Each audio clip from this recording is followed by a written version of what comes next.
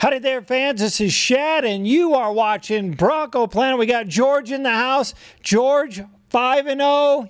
Come on, don't even come in here with some of your negative talk. 5-0. How many teams in the NFL are 5-0, George? Well, in the AFC, there's 3.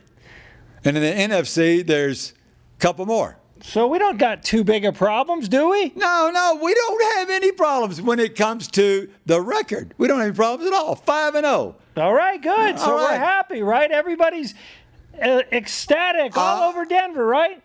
Yeah, the people who really don't think about what 5-0 means. Anyway, we're 5-0. That's what I say. And you know me, I'm a mathematical genius. You do know that. No one will question that, George. Okay, so what I think is we now have just an 11-game season. Okay. Put the 5 W's over here to the side. That's in the rear view mirror. We have 11 games. What if we stub our toe and go 6-5? Ugh. We're 11-5. Yeah. 11-5. That ain't bad. That wins the division. The good news is we're 5-0. The good news is we have a 3-game lead over the Chargers, a 3.5 game lead over Oakland, and we got a 4.5 game lead over Kansas City. All is well. And we've only played 5 games. However, we did have a team that went 6-0. Remember that team? Yes, I do, and that didn't. That team didn't have our defense. Yeah, that's correct. That's correct. Okay, just checking. But I'm very excited. I can tell. I'm very, very, very, very excited. I can tell. You're definitely fired up today, George. Yeah. So, all right, talk to me a little bit about what excites you about this team and what are you worried about? Well, what excites me is the defense. And I've said that for 4 weeks in a row. Yeah. This is the 5th week. I am very excited about that defense. They're just not going to let us lose. And it is a sustainable defense. Now, okay, DeMarcus Ware is not going to play this week. But the timing's pretty good because we are playing the Cleveland Browns, who do give up 28 points a game. And we only allow 15 points a game. So that's pretty good. So if he's going to miss the game, this is it. Then he gets a whole week to rest. That's right. And he's on a bye week already. That's he gets 2 weeks of bye week. That's right, 2 weeks. So it's all good. I agree with you. And Shaq Barrett that's not like we're taking it off, right? That guy's coming in there, and you got Shane Ray. So very deep defense. We're not going to worry about that. Here's one thing I will worry a little bit about. Okay. I do think the pressure will happen. I think it'll continue to be a great defense. They're not going to keep scoring a touchdown every game. I agree. The way they're doing. So at some point, we've got to get that offense. No, the offense has got to start helping out. Yes, got to do your share. But I happen to know what's wrong with the offense. Well, that's why Is that a surprise to you? Well, it's a little bit of a surprise. Yeah, I know exactly what's wrong with our offense. Okay, share with us, George. Number one, our offensive scheme does not complement our quarterback. Duh. I mean, Peyton Manning is a quarterback who is used to being, in the shotgun. Correct. Now, Gary Kubiak's offense is based on zone blocking, which got him up under the center. Well, we knew that didn't work. So now he's in the pistol. So that's still not where he needs to be. Number one, Peyton Manning, we could all say, is immobile. He's like the Statue of Liberty. And the last time I checked, I never saw that lady move. So here's what's happening. All week long, the offensive line practices on this zone blocking. They don't practice on pass blocking. So Peyton gets the ball. He ain't far enough back, and he's kind of afraid that they ain't going to protect him because he's been sacked 12 times. And he's going to get the crap knocked out of him. Yes, sir. And he's 39 years old. He's immobile. And he ain't got time to even spot his receivers and look at his reads and all this and all that. So that's why he's got 7 INTs and 6 touchdowns. Yes. And then in Gary Kubiak's offense, the tight end plays a very important role. And it's like Owen Daniels woke up one day and forgot about how to play football. Where's he been? Well, I hear, he definitely scored earlier in the season. Oh, big deal. But my grandmother could have scored on that pass. Yes, it was a misdirection. Yes. Here's the thing, and it ticked me off during the game. Yes. All right. 5 passes going down. Right. All 5 covered. No separation. Right. And I don't get it. I don't get why you're paying, Demaryius Thomas buku dollars. And then go into halftime with 2 10-yard passes. Well, he's double-teamed. So you figured your tight end would get open. No, you don't got Julius Thomas. This guy couldn't get open in a phone booth. Well, that's true, and that is definitely hurting them. And Right. you see Jacob Tamme now putting up some numbers for Atlanta. Right. And I think I think we went for a tight end. He got hurt, the one they drafted. He's out for the whole year, and I think that was part of their plan. And now they're kind of filling in the gaps, and it isn't working too good. So yes, and we see this week they pick up a free agent tight end to come in. Okay. That hopefully is going to help them out. But definitely, I agree with you. Tight end has been a big problem. Big problem.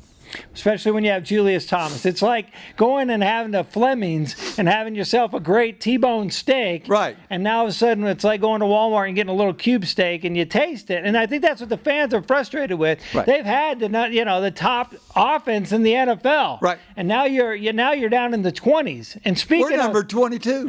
I looked it up. I got numbers that are worse than that. Oh. Our red zone is 29th. Yeah. Peyton Manning, Demaryius Thomas, Emmanuel Sanders, and you're 29th place in the red zone. That's terrible. And they're 28th on third down. So, and they got to help him out too. Demaryius Thomas drops. It was a hard pass, but hey, when you're getting paid $10 million plus a year, you catch that freaking ball. Ronnie Hillman lets one boink off him. Just slid right down. We could be very critical of Peyton Manning, but the fact of the matter is, Pro Football Focus is rating our line one of the worst in the NFL. So the line's not in the history of the NFL. Not doing so good. There's been new offense, and I agree with you. Hey, listen to you can say what you want about Mike McCoy, but when Mike McCoy was here, he built an offense around Tebow, right? It was very conservative, but he built it around him. Then Manning came, he built it around him. Now he's in San Diego. Phillip Rivers, oh, guess what? It's built around him. Right. You quit trying to. Aren't you glad them Steelers scored with no?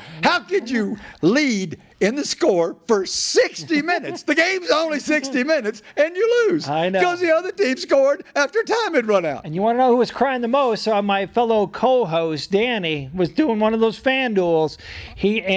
That touchdown, the last play of the game, cost him $700. Does he want sympathy? Well, tell him to go see a priest. Yeah. Tell him to go see a priest. We're glad. We're glad. Yes, that was good news for us. So anyway, I think we got a game coming up here. It's against the Browns. That's by right. gum, we're favored by 4. We better get on track. Okay, so I want to ask a rhetorical question. Okay. Do you know what rhetorical means? Yes, I do. That means it does not require an answer. Okay. If Brock Osweiler were the quarterback for the first 5 games, do you think that he would have a 51.6 quarterback rating, number 22 out of 32 quarterbacks? No answer. Do you think that he would be sacked 12 times already? Do you think he would only have 6 touchdown passes and 7 interceptions? I don't know. But it is at least a question worth pondering. I mean, quarterbacks can't play any worse than those stats. Yeah, they have been pretty bad. But am I contemplating a change? No. I say you go right into this Browns game. But if we score a lousy 12 to 14, 15 points against a team that's given up 28 points, we better sit back and maybe start trying to get an answer to that rhetorical question. Yeah. Maybe. Because remember, unlike the Statue of Liberty, I think Osweiler can actually move around. He might even run every once in a while. I don't know. But who knows what kind of bozo mistakes he's going to make. Oh, yeah. He's done some preseason. They certainly haven't given him a lot of reps. So I'm not saying do that. I know. I got you. But it's definitely what people are talking about. And here's what I think worries people. Last week we go into Oakland. 31st ranked passing defense in the NFL. Right. It's 70 degrees out. It's warm. It's against a poor passing team, and Manning has the game that he has, which matches the 4 games before, which matches the preseason, which matches the 5 games at the end of last season. Right. So it's starting to be a trend, right? A trend? Oh, yeah, like 5, 10, 11. It's 12, 13 games. I think 3 games kind of establishes a trend. But I'm going to call one here. I think this is a week he breaks out of it. I do, too. Because we are eternal optimists. Of course. That's what fans are about. That's what they are. And we love our Broncos. And we love Peyton. Yes. We absolutely love this guy. This could be it. This is his grand finale. But hey, guess what? You know, people don't need to get mad about it. Hey, you're not a Bronco fan. You're not supporting Manny. Hell, we're not. Nobody wants to support him more. But look at the end of Joe Montana's career. Right. Look at the end of Jerry Rice's career that actually ends with the Broncos. They cut it. Right. They have to cut him. Right. It's okay. You get older. Things don't work the way that they did in the past. I'm just hopeful that this defense is good enough, and I think Peyton will come along, but I couldn't agree with you more. Come on, let's get an offense that's best suited for your quarterback, and don't give me this baloney that I hear time. Oh, you got to run the ball. You're never going to go win at the Super Bowl. Go look at the stats that Tom Brady had when they won the Super Bowl last year. He had 40-plus passes in that game, not a lot of running. It can be done. You can't win the Super Bowl if you don't get to the Super Bowl. Duh. And if you keep... How about it's 1st and goal from the 4-yard line. Hand off to Ronnie Hillman, 1 yard. I know. Hand off to Ronnie Hillman, 1 yard. Duh. Yes, that's the play selection. Whoa. This is why it's not all on Manning, right? The play selection's got to get better. You got to throw to Thomas more. You know, certainly. Or find a tight end who might get open in the end zone, which was or forget Julius's specialty. Yeah, well, forget the tight end being in there. Bring in Fowler. Bring in other folks. Fowler, is he coming on strong? Yes, he is, but they don't get him involved enough. Less to Owen Daniels. Hey, I wonder if he could play tight end. Well, 6'1", spread it out. Fowler, tight end, 210 pounds. That's right. Sharp started out as a receiver and became a great tight end. That's Hall right. of Fame tight end. Well, anyway, we call him Ramblin' George for a reason, and there he rambled tonight. But, hey, it was a lot of fun. No reason to hang your hat, folks. 5-0. 5-0. Good news. And we're playing the Browns. One more to the bottom. Remember my math thing? What happens if we're 6-0? Which we will be. We only got 10 games we got to worry about. We're good. We're good. Love you guys. Thanks for viewing in. We'll catch you after the Browns game. Go Broncos. Go Broncos. 6 and zip.